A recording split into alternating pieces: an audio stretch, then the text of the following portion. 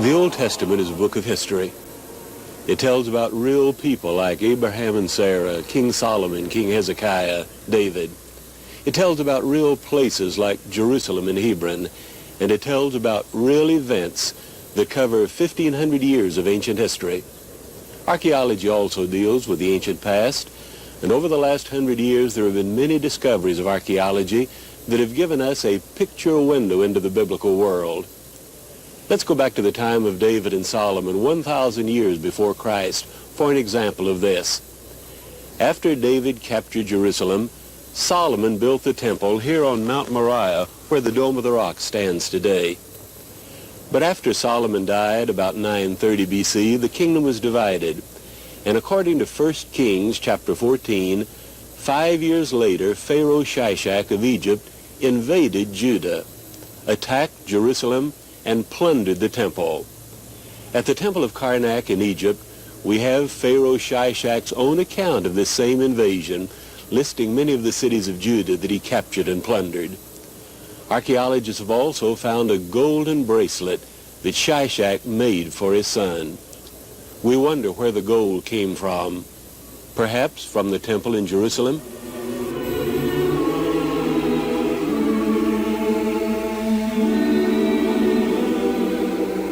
The death of Solomon ushered in a tragic chapter in Old Testament history. Solomon died about 930 BC, and at his death the Jewish kingdom divided into two rival nations, Israel in the north, Judah in the south. 50 years later, in 880 BC, King Omri purchased the hill of Samaria and built an enormous new city here. The wall behind me is a part of that original Israelite wall of the city, built by Omri in 880 BC. The city endured for 150 years until finally it was totally destroyed by the Assyrians in 721 BC, and the people were carried away into Assyrian captivity, never to return. When King Omri, the builder of Samaria, died, he was followed on the throne by his son Ahab.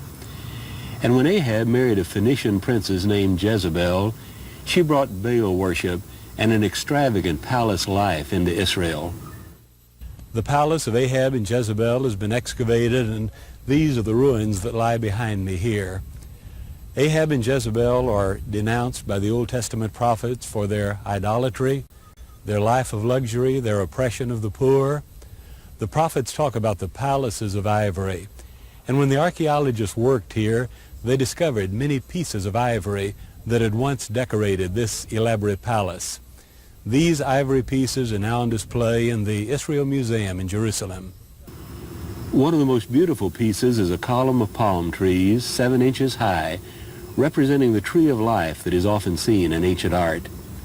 A pair of lotus blossoms spring from the trunk of each tree. Ivory carving was a specialty of Phoenician artisans, and this work may have been done in Phoenicia, or by Phoenician artists that Jezebel brought to Samaria.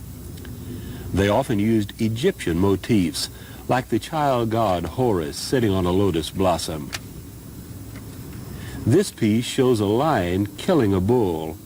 The lion's teeth are sunk in the bull's throat, and the bull is in the throes of dying. This beautiful sphinx is a winged creature with a human head, an Egyptian head, and the body of a lion. The Sphinx is striding through a thicket of lotus blossoms. Some scholars believe that the cherubim in Solomon's temple looked like this. 2 small lions are the best examples of full pieces carved in the round. They were furniture decorations, and they were attached with pegs in the holes. Ivory was highly prized in the ancient world. According to 1 Kings 10, Solomon's fleet came in once every 3 years with gold and silver and ivory. These ivories from Samaria give us a graphic picture of Ahab's luxurious palace and the beds of ivory denounced by Amos and Hosea. 10 years after Ahab's death, Jehu was the king in Israel. The Assyrians under Shalmaneser invaded Israel, threatened Samaria, and forced King Jehu to begin paying tribute to Assyria. Later, Shalmaneser set up the Black Obelisk at Nimrud to commemorate his victories. This obelisk, now in the British Museum in London, shows the military power of the Assyrians. One panel shows a figure prostrate before the Assyrian king, and the inscription says this is Jehu, son of Omri. This was an unhappy time in Jehu's reign, but this scene from the black obelisk is very important because it is the only contemporary picture of a Hebrew king in existence, Jehu, who reigned about 840 BC. After Ahab and Jehu, the Assyrian threat grew, and a dark shadow from the east hung over the city of Samaria. This city was destroyed by the Assyrians in 721 BC, and many of the people were carried away into Assyrian captivity, never to return. But the Assyrians sent in colonists to resettle the land, and evidently there was intermarriage between those Assyrian colonists and the Israelites who remained behind. The result, the Samaritan people. They still endure as a distinct race, and at Nablus we meet Salum, one of the Samaritan priests. All Samaritans, they live in Nablus. The number for Samaritan about 570. 300 they live in Nablus here. 270 they live in Israel, in Holland. And we are two family, a priest family and Samaritan family. A priest family like us here, this family don't work anything, only servant in synagogue. And this family don't shave and don't cut hair. This family from Levi, the son of Jacob. Samaritan family from two sons of Joseph, Ephraim, Manasseh. A priest family, only servant in synagogue. The Samaritan believe that the holy mountain is Gerizim here. And this city between two mountains, here Gerizim and here Ibal. Here blessing mountain and here cursing mountain. This city here, they called it Nablus. This Nablus, a Greek name, this only before 1,700 years. The real name for this city in the Bible, Shechem. The Samaritans have an ancient manuscript of the Pentateuch written on sheepskin, which they bring out for us to see. Scholars believe that this manuscript is about 1,500 years old and a valuable witness to the Old Testament. The Samaritans still keep the 3 feasts of the Old Testament. And we have 3 feasts. The first, the feast of Passover sacrifice. This feast must be in April. At month of April, all Samaritans go up to the top of the mountain of Gerizim and stay at the top of the mountain 7 days to make the sacrifice. At the first day, till now, we bring sheep, 25 sheep or 27 lambs, and we make it sacrifice for God. And we eat at this feast a white bread, we called it matzah. This feast to remember when Israel left Egypt to desert with guide Moses. The second feast, the feast of Pentecost, the 50th day after Passover, 7 weeks. This 7 weeks to remember when God gave Moses the 10 commandments. Animal sacrifices on the Passover, just like the days of Moses and Aaron more than 3,000 years ago. After Samaria was destroyed in 721 BC, the site lay desolate for 400 years until the time of Alexander the Great. When his armies came through the Bible land, they rebuilt Samaria as a Greek city. This circular tower was part of Alexander the Great's building. Notice the stone work.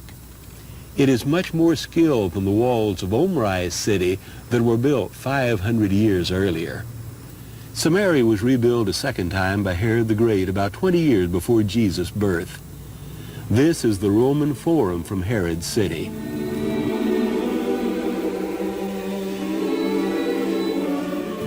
After the fall of Samaria, the Assyrian armies moved south into Judah.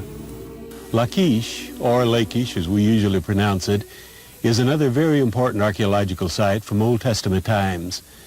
This was a Canaanite city for 2,000 years before it was destroyed by Joshua. It was rebuilt and fortified by Rehoboam, then by the later kings of Judah. And in 701 BC, it was besieged and destroyed by Sennacherib, king of Assyria. At the time, it was the second largest city in Judah. Lachish had been a major Canaanite city as early as 3000 BC, and the reason was its strategic location. Lachish is geographically located here on the main road that led between Jerusalem and Egypt. And of course, this is the road that in the New Testament one reads about the Ethiopian eunuch taking from Jerusalem through Gaza on down to Egypt and Ethiopia. It is a very important site archaeologically because it has been dug for a long period of time since the beginning of our century. The archaeologists cut a deep trench through the tell, and this made it possible to identify 13 different cities built on top of one another. Here at Lachish, the levels of civilization stretch from 2800 BC, when the city was in its peak during the Canaanite period, in the Middle Bronze period, and then it stretches all the way to the days of Sennacherib and Nebuchadnezzar. Notice how the different levels of civilization are marked on the walls of the trench. According to Joshua 10, it took Joshua and his men only 2 days to capture Lachish. Level 9 marks that Canaanite city that Joshua destroyed and burned. You can still see the layer of gray ashes.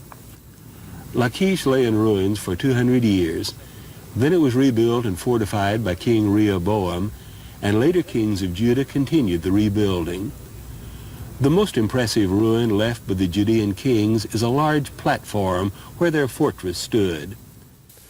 The wall that we have behind me here is the platform of that citadel or fortress. It was first rebuilt by Rehoboam, then nearly all the kings of Judah after Rehoboam continued to rebuild the fortress, the palace, on this citadel. This platform is 250 feet long and 100 feet wide, and it served as the foundation for several great buildings, but none of those buildings have survived. Archaeologists are now working at Lachish. They have uncovered the large city gate on the west side of the tell. This gate had 3 chambers and is the largest gate found anywhere in Israel. In these excavations at the city gate, they found these large catapult stones. These may have been hurled at the city gate in the Assyrian siege. And just south of the gate, archaeologists have identified this debris as the siege ramp that the Assyrians built to mount their attack against the city wall. Lachish was besieged and then destroyed by Assyrian armies under Sennacherib in 701 BC. At the time, Lachish was the second most important city in Judah, and its loss was very important to King Hezekiah. Archaeologically, Lachish is very important to us because there is no other event of ancient history for which we have so many different kinds of records as we have here. We have the Bible account of the siege in 2 Chronicles 32. We have Assyrian records. We have the archaeological ruins here at the site. And we have a great mural done in stone by Sennacherib. Sennacherib must have thought that the conquest of Lachish was his finest hour, for he built a great new palace at Nineveh. He called it the Palace Without a Rival. And the architectural focus of that palace was a room decorated with reliefs carved in stone, picturing the siege of Lachish. These reliefs were discovered in the 1850s, and they are now in the British Museum with a copy in the Israel Museum. The relief shows a strong Assyrian army with archers and spearmen attacking the city walls of Lachish. They have built a ramp and are marching up the ramp to attack the city gate. The heaviest fighting is around the gate. There are many Israelite defenders on the gate. The Assyrians are trying to break through the gate with a battering ram. The defenders above throw burning torches down on the Assyrian war machine. And a soldier on the battering ram uses a long-handled bucket to pour water on the torches. After the city falls, the Assyrians carry away booty and treasure. The Assyrians take some prisoners, and some of them kneel before Sennacherib and beg for their lives. Others are tortured, stretched out naked and flayed alive, and some are impaled on sharpened stakes, a cruel mode of execution. After Lachish has fallen, the people face a long 1,000-mile journey into Assyrian exile. Many are starting the journey on foot. Here's an ox cart with 2 frightened children riding on it. And here, 2 little boys cling to their father. Sennacherib sits on his throne watching the human tragedy. Notice that his face has been defaced, and this is not unusual in ancient art. There's an inscription over his throne. It says, "I am Sennacherib, sitting on my throne at Lachish." This is remarkable art, carved in stone 2,700 years ago, and all the more remarkable because it pictures the siege of Lachish that the Bible records.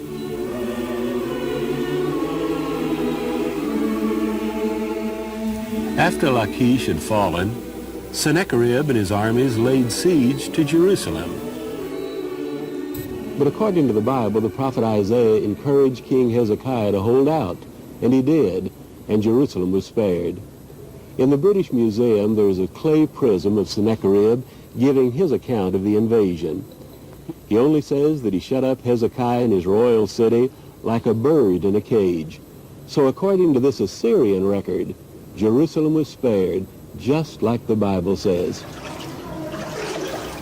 One thing that saved Jerusalem from Assyrian destruction was a tunnel that Hezekiah built to bring water into the city.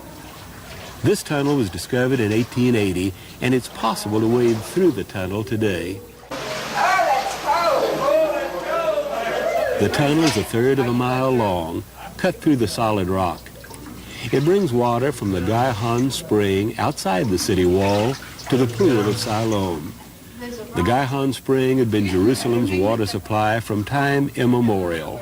There's a restaurant right there.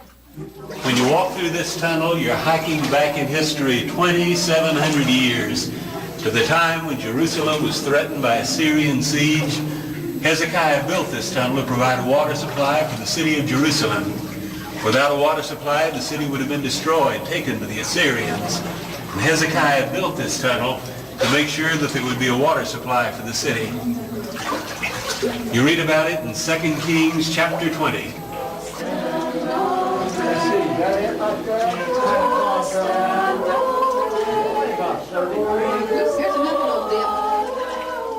Near the south end of the tunnel, they found an inscription in the wall in archaic Hebrew from the days of Hezekiah.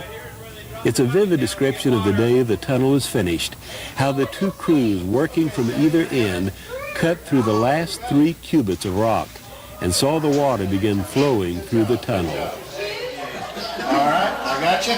Step on the left-hand side, on the left hand first. We come out of the tunnel at the pool of Siloam. This is where Jesus healed the blind man in John 9. When we visit historic places like Hezekiah's tunnel and the pool of Siloam and Lachish, the Bible springs to life and becomes a living book. I've been living in this land for 40 years of my life, and I have traveled it up and down its hills and valleys many, many times. I've been studying archaeology and Bible for 25 years, and in spite of this fact, every time I come to these sites, it brings back to mind and to memory that as Bible-believing people, we don't deal with myth. We're dealing with reality. Over the last 100 years, a vast amount of archaeological work has been done here in the Bible land, and year after year, discoveries have been made that illuminate the Bible and sometimes confirm the historical accuracy of the Bible. I once had a chance to study under William F. Albright, then the world's foremost biblical archaeologist. And to use Dr. Albright's exact words, thanks to the discoveries of archaeology, we know that the Bible's historical memory is incredibly accurate.